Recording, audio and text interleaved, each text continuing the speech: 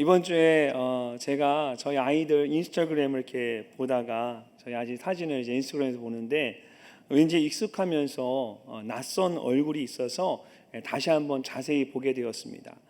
얼굴만 봐서는 누구인지 잘 기억이 나지 않았는데 이름을 보니까 아주 오래전에 제가 봤던 아이였습니다. 미국에 있는 신학교에서 공부하고 있을 때, 그러니까 거의 20년이 훨씬 넘었죠. 그때 새로운 신입생으로 한국에서 한 가정이 이렇게 왔는데 그 집의 아이들 중에 한 명이었습니다.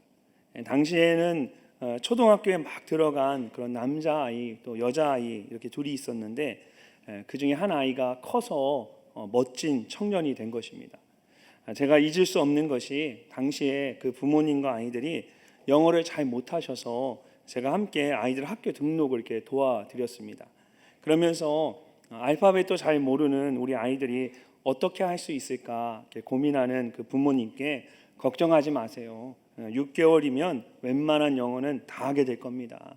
이제 걱정할 거는 전도사님과 사모님을 걱정하시면 됩니다. 제가 이렇게 안심을 시켰습니다. 그리고 정말 이 아이들이 6개월 만에 영어를 하게 되었습니다. 성격이 워낙 밝고 활발해서 이 아이들이 친구들과 막 어울리면서 공부를 하면서 영어가 는 게 아니라 놀면서 운동하면서 영어가 늘은 겁니다. 그런데 문제는 가족 전부 부산 사투리를 쓰는데 영어도 부산 사투리를 하는 겁니다. 제가 흉내도 내지 못할 것 같은데 당시에 남자아이와 여자아이가 모두 이렇게 살이 좀 통통하고 장난기가 참 많았습니다. 저희 집이 이제 3층이었고 그 아이 집이 2층이었는데 그 계단을 하루 종일 오르락내리락 뛰어다니면서 얼마나 부산스럽게 놀았는지 모릅니다. 근데 이번에 제가 이렇게 사진을 보니까 그 아이가 남자아이가 꽃미남처럼 몸이 날씬해진 겁니다.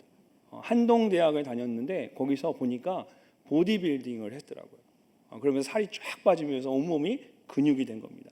그리고 얼마 전에 심신대 대학원에 입학을 했습니다. 와, 이렇게 사람이 달라질 수가 있는구나. 어떻게 이렇게 달라질 수 있을까 생각을 하는데 더 놀라운 것은 동생이었던 그 여자아이입니다. 장난꾸러기고 손이 많이 갔던 그 아이가 이쁜 숙녀가 되었습니다. 그것도 비행기 승무원이 되어서 아주 멋지게 자란 겁니다. 너무 놀랍고 신기해서 그날 저녁에 제 아내에게 그 아이들 제 사진을 보여주었습니다. 그랬더니 제 아내가 참 대견하게 생각을 하는 겁니다. 그러면서 갑자기 문득 저에게 이런 말을 했습니다. 여보, 그런데 그때 그 목사님이 왜 갑자기 우리를 쳐다보지 않았지? 제가 좀 순화해서 말했는데 있는 그대로 말 이런 말이죠. 왜 그 목사님이 우리를 쌩깠지? 저도 이런 표현을 쓸 수 있네요. 죄송합니다. 생각해 보니까 당시에 그 가정의 목사님이 저희랑 그래도 이제 가깝게 지냈거든요. 저희가 많이 도와드렸습니다. 그런데 갑자기 어느 날 저희를 봐도 모른 척하고 이분이 얼굴을 확 돌리는 겁니다. 사실 지금도 그 이유를 저희가 잘 모릅니다. 성격이 조금 외골수 같은 면이 그때도 있는 분이셨어요. 그래서 저희가 더 이상 이제 묻지 않았지만 이제 시간이 조금 많이 흘렀죠. 그래서 다시 보면 예전에 그 좋았던 관계를 회복했으면 좋겠다라는 생각이 있습니다.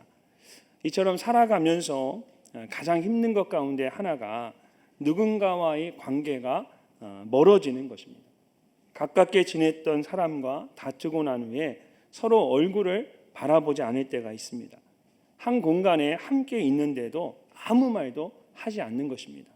눈을 마주치지도 않고 일부러 얼굴을 돌려버립니다. 여러분은 그럴 때 가장 힘든 것이 무엇입니까? 단순히 그 사람이 나에게 무엇을 해주지 않아서 힘든 것이 아닙니다. 마음이 멀어졌다라는 사실이 나를 가장 힘들게 합니다. 반대로 관계가 회복될 때에 가장 먼저 나타나는 것도 얼굴과 얼굴이 마주보는 것입니다. 관계가 회복되면 불편했던 관계가 좋아지면 자연스럽게 서로 얼굴을 마주보게 됩니다. 다시 말을 하고 미소를 짓습니다. 그 사람의 얼굴을 편안하게 바라볼 수 있게 되는 것입니다. 이처럼 사람과 사람의 관계에서 얼굴과 얼굴을 마주 본다는 것은 아주 중요합니다. 또한 이것은 하나님과 우리의 관계에서도 마찬가지입니다. 성경을 보면 얼굴이라는 표현이 하나님과 우리의 관계를 나타낼 때에 자주 사용되는 것을 볼 수 있습니다. 하나님께서 얼굴을 가리신다는 것은 하나님의 은혜와 임재로부터 멀어지는 것을 의미합니다. 반면에 하나님의 얼굴이 우리를 향한다는 것은 하나님께서 다시 은혜를 베푸시고 함께 하신다는 것을 의미합니다. 그래서 우리가 이전에 시편 말씀을 나누면서도 주의 얼굴은 하나님의 임재와 은총을 의미한다고 살펴본 적이 있었습니다. 오늘 본문에 나오는 이스라엘 백성들이 바로 그런 상황 가운데 있었습니다. 이스라엘 백성들은 하나님께 특별히 선택받은 백성이었습니다. 하나님께서 애굽에서 구원해 주셨고 가나안 땅을 주셨고 예루살렘 성전 가운데 그들과 함께 하셨습니다. 근데 그들이 하나님을 떠났습니다. 우상들을 섬겼고 하나님의 말씀을 거역했습니다. 계속해서 죄를 범했습니다. 결국 나라가 무너지고 예루살렘 성전이 파괴되고 수많은 사람들이 바벨론의 포로로 끌려가게 되었습니다. 그리고 오늘 본문 말씀 바로 앞에 있는 23절과 24절 말씀을 보면 하나님께서 그 이유를 아주 분명하게 말씀하십니다. 여러 민족은 이스라엘 족속이 그 죄악으로 말미암아 사로잡혀 갔던 줄을 알지라. 그들이 내게 범죄하였으므로 내 얼굴을 그들에게 가리고 그들을 그 원수의 손에 넘겨 다 칼에 엎드러지게 하였으되 내가 그들의 더러움과 그들의 범죄한 대로 행하여 그들에게 내 얼굴을 가리었었느니라. 말씀을 보면 하나님께서는 이스라엘 백성들이 하나님께 범죄했기 때문에 내 얼굴을 그들에게서 가리고 그들을 원수의 손에 넘기셨다라고 말씀하십니다. 그리고 마지막에 다시 한번 그들에게 내 얼굴을 가리었었느니라 말씀하십니다. 사랑하는 성도 여러분, 사실 이것이 이스라엘이 겪은 가장 큰 비극이었습니다.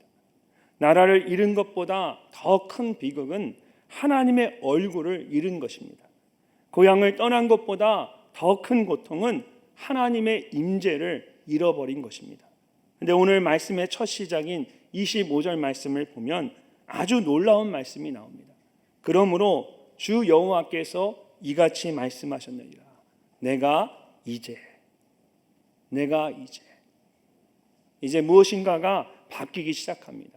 심판의 말씀이 회복의 말씀으로 바뀌는 것입니다. 하나님께서 얼굴을 가리셨던 백성에게 다시 얼굴을 돌리기 시작하시는 겁니다. 그리고 오늘 본문의 마지막인 29절 말씀을 보면 하나님께서 이렇게 말씀하십니다. 내가 다시는 내 얼굴을 그들에게 가리지 아니하리니. 얼마나 놀라운 말씀입니까? 하나님께서 이스라엘 백성에게 다시는 내 얼굴을 가리지 않겠다고 약속하셨습니다. 사랑하는 성도 여러분, 우리는 회복을 원합니다. 건강이 회복되기를 원하고 가정이 회복되기를 원합니다. 무너진 관계가 회복되기를 원합니다. 사업과 일터가 회복되기를 원합니다. 우리의 믿음이 회복되기를 원합니다. 그런데 오늘 말씀은 우리에게 더 중요한 회복이 있다 말씀하십니다. 바로 하나님의 얼굴을 다시 회복하는 것입니다. 진정한 회복은 단순히 잃어버린 어떤 것들을 다시 되찾는 것이 아닙니다. 진정한 회복은 하나님의 얼굴을 다시 바라보는 것입니다. 오늘 말씀을 통해 하나님께서 우리에게 주시는 진정한 회복이 무엇인지를 함께 생각해 보기를 원합니다. 가장 먼저 하나님은 긍휼로 우리를 회복하십니다. 우리를 회복하시는데 하나님의 긍휼로 회복하신다는 것입니다. 25절과 26절 말씀을 함께 읽어보겠습니다. 그러므로 주 여호와께서 이같이 말씀하셨느니라. 내가 이제 내 거룩한 이름을 위하여 열심을 내어 야곱의 사로잡힌 자를 돌아오게 하며 이스라엘 온 족속에게 사랑을 베풀지라. 그들이 그 땅에 평안히 거주하고 두렵게 할 자가 없게 될 때에 부끄러움을 품고 내게 범한 죄를 뉘우치리니. 아멘. 여러분, 이 말씀에서 가장 먼저 눈에 들어오는 말씀이 무엇입니까? 저는 내가 이제라는 말씀이 가장 먼저 눈에 들어왔습니다. 이제 이스라엘을 회복시킬 텐데 누가 그 일을 시작합니까? 이스라엘 백성들이 아닙니다. 하나님께서 직접 하십니다. 내가 이제. 이스라엘이 스스로 힘을 모아서 바벨론을 탈출하겠다고 하는 것이 아닙니다. 그들이 충분히 선하게 살았기 때문에 이제 하나님께서 그 상급으로 고국에 돌려보내시는 것도 아닙니다. 하나님께서 말씀하십니다. 내가 이제 돌아오게 하겠다. 하나님께서 직접 하시겠다는 것입니다. 그리고 이어서 이스라엘 온 족속에게 사랑을 베풀겠다라고 말씀하십니다. 그렇다면 여기서 말씀하시는 사랑은 무엇을 말씀하시는 것일까요? 세번역 성경이나 다른 한글 성경 번역들을 보면 모두 이 말씀을 이스라엘 온 족속을 불쌍히 여기며 라고 번역을 했습니다. 그런데 불쌍히 여기며 라고 하면 여러분은 어떤 마음이 드십니까? 왠지 측은히 여기는 것 같은 마음이 듭니다. 그냥 바라보면서 정말 불쌍히만 여기는 겁니다. 근데 사실 이 말은 그것보다 훨씬 따뜻하고 풍성한 의미를 담고 있습니다. 그래서 영어 성경들을 보면 이 말씀을 Have compassion on all the people of Israel이라고 번역을 했습니다. 또는 Have mercy on the whole house of Israel이라고 번역을 했습니다. 이 mercy는 글자 그대로 자비를 의미합니다. 받을 자격이 없는 사람에게 베푸시는 은혜입니다. 그리고 compassion은 보통 우리말로는 긍휼이라고 하지만 사실은 공감이나 함께하는 마음이라고 해야 합니다. compassion에서 come이 together, 함께라는 뜻이고 passion이 emotion, 감정이나 고통이라는 뜻이기 때문입니다. 단순히 불쌍하다고 생각하면서 그저 멀리서 바라보는 것이 아닙니다. 그 사람과 똑같은 감정을 가지고 그 자리에 함께 있어주는 것입니다. 바벨론의 포로로 끌려가 있던 이스라엘의 회복이 바로 그런 하나님의 자비와 긍휼로부터 시작이 되었습니다. 하나님께서 자비와 긍휼로 직접 그들을 구원해 주신 것입니다. 사랑하는 성도 여러분, 그렇다면 우리는 어떻습니까? 우리의 구원도 마찬가지입니다. 우리가 하나님을 먼저 찾아간 것이 아닙니다. 죄 가운데 있는 우리를 하나님께서 먼저 찾아오셨습니다. 우리가 하나님을 먼저 사랑한 것이 아니라 하나님께서 먼저 우리를 사랑하셨습니다. 우리가 구원받을 만큼 선하고 의로운 사람이 되었기 때문에 예수님께서 우리를 구원하신 것이 아닙니다. 로마서 5장은 우리가 아직 죄인 되었을 때에 그리스도께서 우리를 위하여 죽으심으로 하나님께서 자기의 사랑을 확증하셨다라고 말씀하십니다. 이처럼 우리를 향한 하나님의 긍휼이 먼저였습니다. 성경을 보면 이것을 너무나 잘 보여주는 사람이 있습니다. 예수님의 제자였던 베드로입니다. 베드로는 자신이 누구보다 예수님을 사랑한다고 자신했습니다. 다른 제자들이 모두 예수님을 버릴지라도 자신은 절대로 버리지 않겠다고 말했습니다. 심지어 죽는 데까지 예수님과 함께 가겠다라고 했습니다. 그러나 몇 시간도 지나지 않아서 베드로는 예수님을 3번이나 부인했습니다. 나는 그 사람을 모른다. 마지막에는 저주하고 맹세하면서까지 예수님을 모른다라고 했습니다. 그리고 닭이 울었습니다. 그러면서 예수님과 눈이 마주쳤던 겁니다. 그 순간 베드로는 밖으로 나가서 통곡했습니다. 얼마나 부끄러웠겠습니까? 내가 어떻게 예수님을 다시 볼 수 있을까? 아마 베드로에게 가장 두려운 것은 예수님의 책망보다 예수님의 얼굴을 다시 바라보는 것이었을지도 모릅니다. 그래서 부활하신 예수님을 만난 후에도 베드로는 다시 갈릴리로 돌아가 고기를 잡았습니다. 그런데 예수님께서 그런 베드로를 직접 찾아가신 것입니다. 새벽 이른 아침에 갈릴리 바닷가에 숯불을 피워 놓으셨습니다. 직접 아침을 준비하셔서 베드로를 부르신 후에 그에게 물으셨습니다. 요한의 아들 시몬아, 내가 나를 사랑하느냐? 1번, 2번, 3번. 베드로가 3번 예수님을 부인했던 것처럼 예수님께서 직접 베드로를 위해서 3번 사랑을 고백할 수 있는 자리를 만들어 주신 것입니다. 그리고 말씀하셨습니다. 내 양을 먹이라. 예수님은 베드로의 실패를 그냥 모른 척하지 않으셨습니다. 그러나 베드로의 실패로 그의 인생을 끝내지도 않으셨습니다. 자비와 긍휼로 그를 다시 일으켜 세우셨습니다.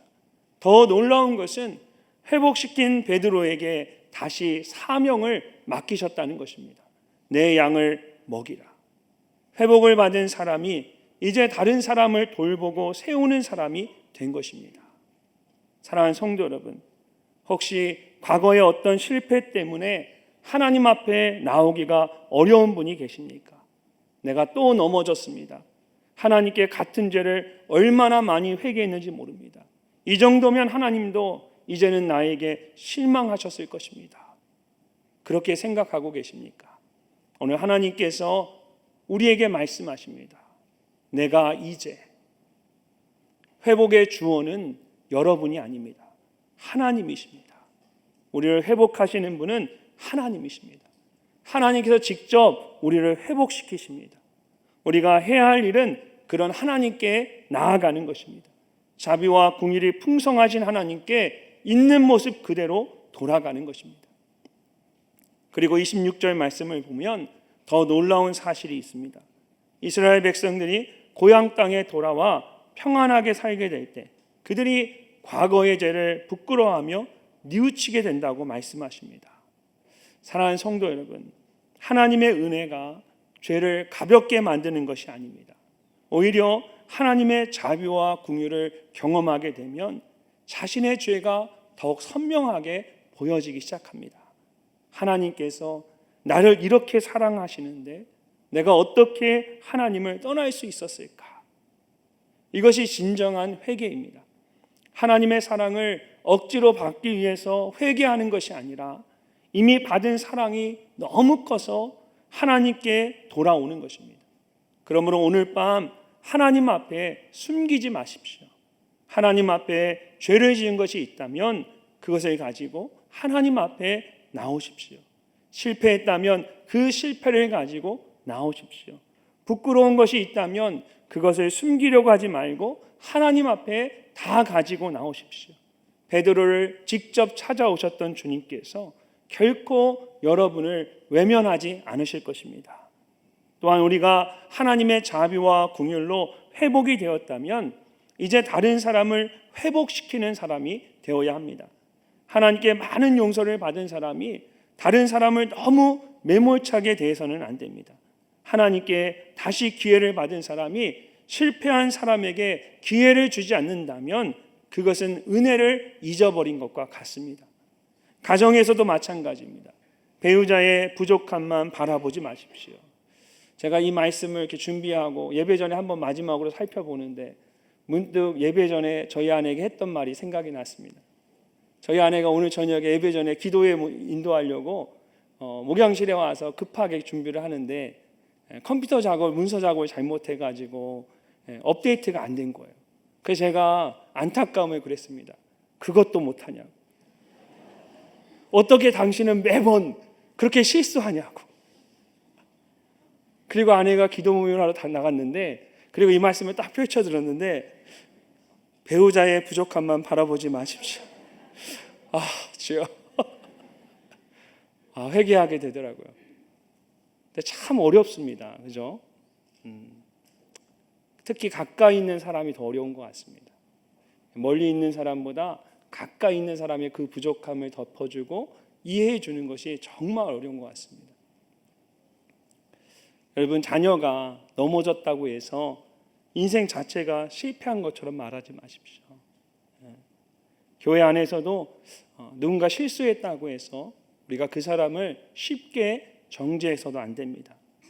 하나님께서 나를 기다려 주셨던 것처럼 기다려 주고 하나님께서 나를 다시 일으켜 주셨던 것처럼 다시 일으켜 줄 수 있어야 합니다. 그런 은혜가, 그런 자비와 긍휼이 여러분의 삶과 가정 가운데 충만하시기를 주님의 이름으로 축복합니다. 두 번째로 하나님은 우리로 하나님을 알게 하십니다. 우리를 회복하시는데 그 회복의 과정을 통해서 하나님은 다른 어떤 것이 아니라 우리로 하여금 하나님을 깊이 알게 하십니다. 27절과 28절 말씀을 함께 읽어보겠습니다. 내가 그들을 만민 중에서 돌아오게 하고 적국 중에서 모아내어 많은 민족이 보는 데에서 그들로 말미암아 나의 거룩함을 나타낼 때라. 전에는 내가 그들이 사로잡혀 여러 나라에 이르게 하였거니와 후에는 내가 그들을 모아 구국 땅으로 돌아오게 하고 그 한 사람도 이방에 남기지 아니하리니 그들이 내가 여호와 자기들의 하나님인 줄을 알리라. 아멘. 말씀을 보면 내가 그들 만민 중에서 돌아오게 하고 적국 중에서 모아내어 하나님께서 흩어진 이스라엘 백성들을 다시 모으시겠다라고 말씀하십니다. 그리고 마지막에 이렇게 말씀하십니다. 그들이 내가 여호와 자기들의 하나님인 줄을 알리라. 이 말씀 속에서 우리는 하나님께서 이스라엘을 회복하시고자 하는 목적이 무엇인지를 알 수가 있습니다. 여러분, 왜 하나님께서 이스라엘을 다시 고국으로 돌아오게 하시는 것일까요? 단지 편안하게 살게 하기 위해서가 아닙니다. 잃어버린 재산을 다시 찾게 하기 위해서도 아닙니다. 그들이 하나님을 알게 하기 위해서입니다. 그들이 내가 여호와 자기들의 하나님인 줄을 알리라. 에스겔서를 보면 이런 비슷한 표현이 계속해서 반복됩니다. 하나님께서 심판하시는 것도 결국 하나님이 누구신지를 알게 하기 위해서이고, 하나님께서 회복하시는 것도 하나님이 누구신지를 알게 하기 위해서입니다. 그러므로 성경이 말하는 회복은 단지 환경의 변화에서 끝나지 않습니다. 하나님을 아는 데까지 나아가야 합니다. 보통 회복이라고 말하면 우리는 어떤 것을 생각합니까? 몸이 아프다가 건강해지면 회복되었다고 말합니다.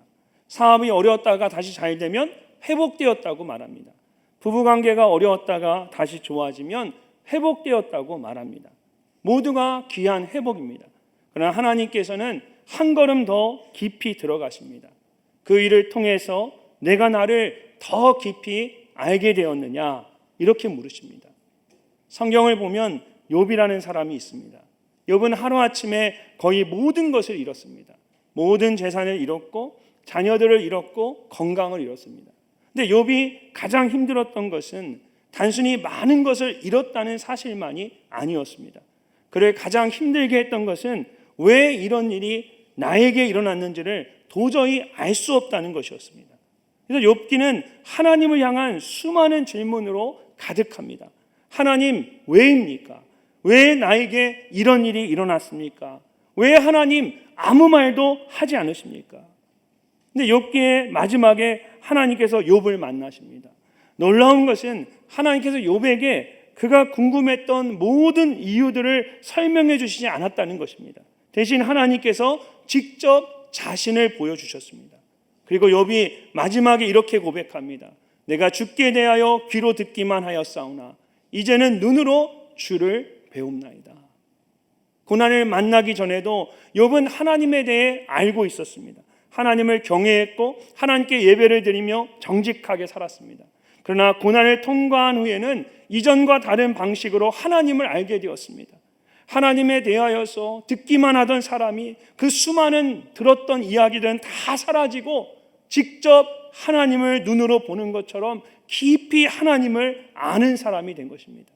사랑하는 성도 여러분, 이것이 하나님께서 고난의 시간을 통해서 우리에게 정말 행하시고자 하는 것입니다. 우리는 어려움이 오면 가장 먼저 묻습니다. 이 어려운 일이 언제 끝날까? 그러나 하나님께서는 우리에게 다른 질문을 하십니다. 이 일을 통과하시면서 너는 나를 얼마나 알아가고 있니? 하나님, 이 일이 도대체 언제 끝나게 됩니까? 하나님, 나를 어떻게 도와주실 겁니까? 하나님, 어떻게 이 문제를 해결하실 겁니까? 근데 하나님 우리에게 묻습니다. 너는 이 일을 통해서 나를 얼마나 깊이 알아가고 있니? 여러 가지 어려운 일들을 통과할 때 하나님께서 정말 원하시는 것은 그 일을 해결하는 것이 아니라 그 일을 통해서 하나님이 누구신지를 깊이 알아가는 것입니다. 어렸을 때 부모님에게 선물을 받으면 여러분은 어떠셨습니까? 포장을 뜯고 그 안에 있는 장난감을 꺼내며 신이 나서 어쩔 줄을 모릅니다. 껑충껑충 튀면서 부모님께 감사하다는 말은 건성으로 짧게 빛의 속도로 하고 방으로 뛰어들어가서 그것을 가지고 노느라고 정신이 없습니다. 아이는 다 그렇죠. 그 선물을 사기 위해서 부모님이 얼마나 생각을 하고 준비를 하셨는지는 생각하지 않습니다. 근데 조금씩 성장해 가면서 달라지기 시작합니다. 이것을 준비하면서 부모님이 내 생각을 하셨겠구나. 그때부터 선물만 보지 않고 선물을 준비한 그 사람의 모습이 보이고 그 사람의 마음을 생각하게 됩니다. 저희 어머니가 이것저것 간식을 많이 만드십니다. 이제 여든이 되셨는데 그만 좀 하라고 해도 어머니가 쿠키나 빵이나 그런 간식들을 만드는 게 취미세요.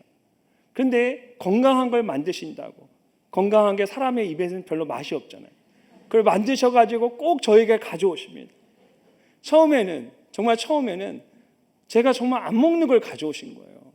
그래서 저희 아내는 압니다.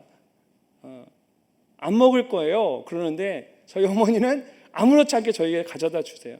커피숍 같은 데 가면은 가방에서 다 꺼내세요. 그래서 처음엔 제가 정말 안 먹었어요. 근데 몇 번 그러고 나니까 그 가져오신 그 간식이 아니라 어머니의 마음이 보이기 시작하는 거예요. 그러니까 저도 할 수 없이 주세요. 그래서 먹기 싫은데 맛있는 모습으로 먹습니다. 그러니까 어머니의 마음을 생각하기 시작하니까 그걸 먹기 시작하더라고요. 여러분, 우리의 믿음도 마찬가지입니다. 우리가 영적으로 미숙할 때에는 처음에는 하나님이 주시는 그것에만 관심을 갖습니다. 하나님, 이것을 주세요. 이 문제를 해결해 주세요. 건강하게 해주세요. 우리 자녀가 잘 되게 해주세요. 하나님이 아니라 하나님이 주시는 그 무엇인가에 관심을 갖는 겁니다. 물론 우리가 이런 것들을 위해서도 기도해야 합니다. 하나님께서도 우리에게 필요한 것들을 구하라고 말씀하셨습니다. 그러나 믿음이 자랄수록 우리의 관심이 선물 그 자체에서 선물을 주시는 하나님께로 옮겨가야 합니다.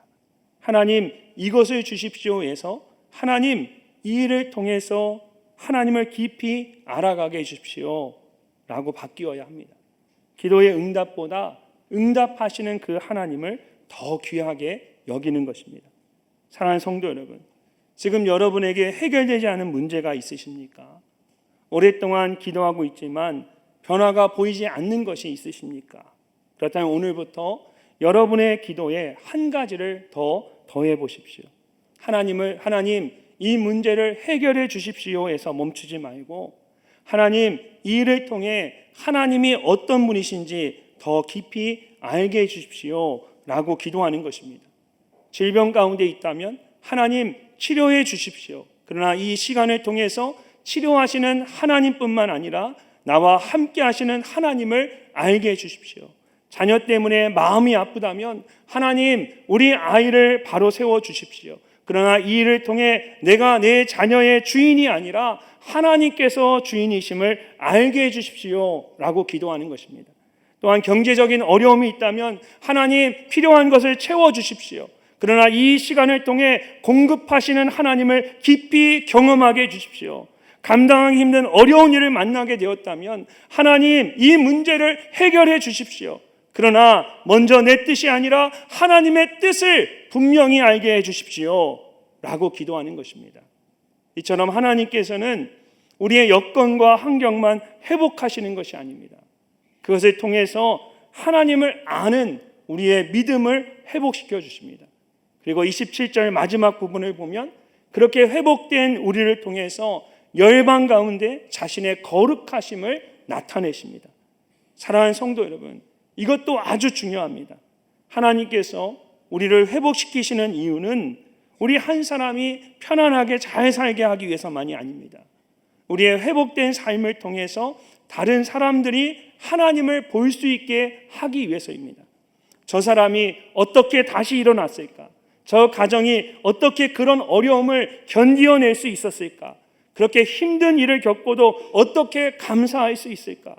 그럴 때 우리가 그들에게 우리의 삶을 통해서 답할 수 있어야 합니다. 하나님께서 하셨습니다. 하나님께서 우리를 놀랍게 회복시켜 주셨습니다. 이처럼 하나님 안에서 회복된 사람은 자신의 상처를 가지고 상처 입은 다른 사람을 품을 수 있습니다. 자신이 실패해 보았기 때문에 실패한 사람을 이해할 수 있는 것입니다. 나를 세우신 하나님의 은혜로 다른 사람을 세울 수가 있습니다. 그것이 하나님 안에서 진정한 회복을 경험한 사람들의 삶입니다. 지난 6월에 미국에 있는 한인 침례교 목사님들과 사모님들이 모인 총회에서 제가 말씀을 전했습니다. 처음에는 성경 말씀을 자세하게 잘 전하려고 준비를 했습니다. 근데 말씀을 전하기 며칠 전에 하나님께서 제 마음에 주시는 감동이 있었습니다.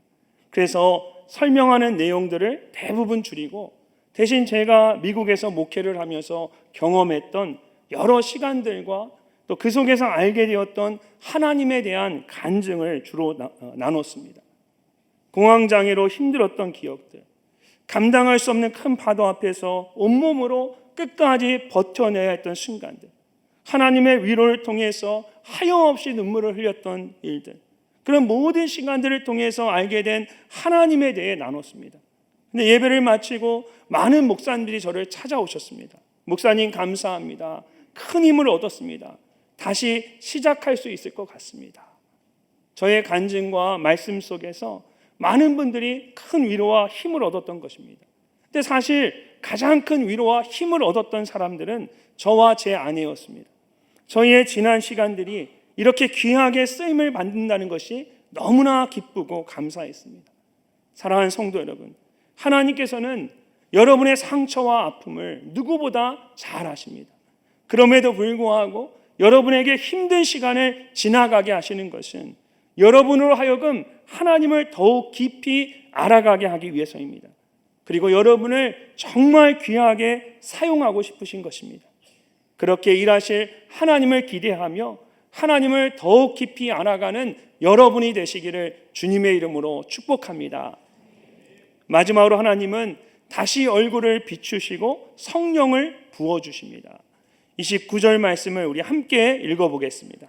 내가 다시는 내 얼굴을 그들에게 가리지 아니하리니 이는 내가 내 영을 이스라엘 족속에게 쏟았음이라. 주 여호와의 말씀이니라. 아멘. 이 말씀은 오늘 우리가 함께 나눈 말씀의 결론과 같습니다. 결국 이 말씀을 하시기 위해서 앞에 있는 말씀들을 하신 것입니다. 이스라엘이 다시 고향으로 돌아왔습니다. 원수가 모두 사라졌습니다. 이제는 평안하게 살 수 있게 되었습니다. 근데 하나님께서 마지막으로 말씀하시는 가장 큰 복은 따로 있었습니다. 내가 다시는 내 얼굴을 그들에게 가리지 아니하리니. 하나님의 얼굴이 다시 그들을 향하는 것입니다. 사랑하는 성도 여러분, 이것이 가장 큰 회복입니다. 하나님께서 주시는 어떤 것을 다시 얻는 것이 아니라 하나님을 다시 얻는 것입니다.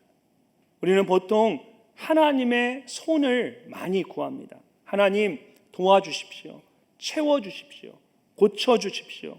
해결해 주십시오. 이렇게 하나님의 손을 구하는 것이 잘못은 아닙니다. 그러나 하나님의 손만 구하다가 하나님의 얼굴을 놓쳐서는 안 됩니다. 시편 말씀들을 보면 다윗이 그것을 잘 알고 있었습니다. 밧세바와 죄를 범한 후에 나단 선지자가 와서 그를 책망했습니다. 그때 다윗이 어떻게 했을까요? 시편 51편을 보면 다윗이 하나님께 이렇게 기도합니다. 나를 주 앞에서 쫓아내지 마시며 주의 성령을 내게서 거두지 마소서. 다윗에게 가장 두려웠던 것은 왕위를 잃는 것이 아니었습니다. 백성의 존경을 잃는 것도 아니었습니다. 그에게 가장 두려운 것은 하나님의 임재를, 하나님의 얼굴을 잃어버리는 것이었습니다. 그래서 주님, 나를 주님 앞에서 쫓아내지 마십시오. 주의 성령을 나에게 거두지 마십시오 라고 기도한 것입니다. 근데 오늘 말씀을 자세히 보면 주의 얼굴과 주의 임재와 주의 성령을 구하는 이 다윗의 기도와 오늘 마지막 29절의 말씀이 거의 똑같습니다. 하나님께서 말씀하십니다. 다시는 내 얼굴을 가리지 않겠다. 그리고 이어서 내 영을 이스라엘 족속에게 쏟았다라고 말씀하십니다. 하나님의 얼굴과 하나님의 영이 함께 나옵니다. 이처럼 하나님께서 자기 백성에게 주시는 가장 큰 회복은 하나님 자신을 주시는 것입니다. 지난주에 함께 나눴던 에스겔 36장의 말씀을 다시 한번 생각해 보십시오. 그때도 하나님께서 이스라엘 백성들에게 내 영을 너희 속에 두겠다고 약속하셨습니다. 그리고 오늘 39장에서 다시 한번 내 영을 이스라엘 족속에게 쏟았다고 말씀하십니다. 약속하신 그대로 이루어 주실 것을 다시 한번 확증해 주신 것입니다. 특별히 하나님께서 내 영을 이스라엘 족속에게 주었다라고 말씀하지 않으십니다. 대신 쏟았다라고 말씀하십니다. 이것은 조금 주시는 것이 아닙니다. 남은 것을 아끼면서 조금씩 나누어 주는 것도 아닙니다. 마치 모든 것을 쏘아붓듯이 한 번에 가득 부어 주시는 것입니다. 미국에 있을 때 저는 이 동쪽에서도 제일 남부에 있는 플로리다주에 살고 있었습니다. 그것은 선샤인 스테이트라고 불릴 정도로 1년 12달 동안 항상 햇빛이 내리쬐는 따뜻한 지역입니다. 그래서 겨울도 따로 없습니다. 봄과 가을에는 날씨가 기가 막힙니다. 그러면 여름에는 어떨까요? 엄청나게 덥습니다. 저는 요즘 다들 덥다 그러는데 저와 저희 아내는 아무렇지 않습니다.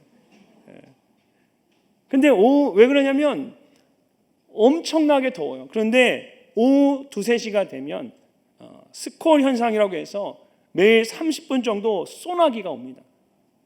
근데 여러분이 생각하는 것은 그런 소나기 정도가 아닙니다. 정말 마치 하늘에 구멍이 뚫린 것처럼 막 쏟아붓는 겁니다. 그럼 운전하다가 차를 이렇게 막 와이퍼를 흔들어 왔다 갔다 해도 이게 빗물이 이렇게 닦이지가 않아요. 엄청나게 쏟아붓습니다. 그리고는 언제 그랬냐는 듯이 한 30분이 지나면 다시 햇빛이 쫙 비춥니다. 그러면 지면의 온도가 뚝 떨어져서 얼마나 상쾌하고 깨끗한지 모릅니다. 그렇게 하나님께서 하나님의 영을 우리에게 쏟아 부으시는 겁니다. 메마른 우리의 심령 가운데 성령을 부어주십니다. 말씀을 들어도 아무런 감동이 없는 사람에게 성령을 부어주십니다. 미움 때문에 마음이 굳어진 사람에게 성령을 부어주십니다.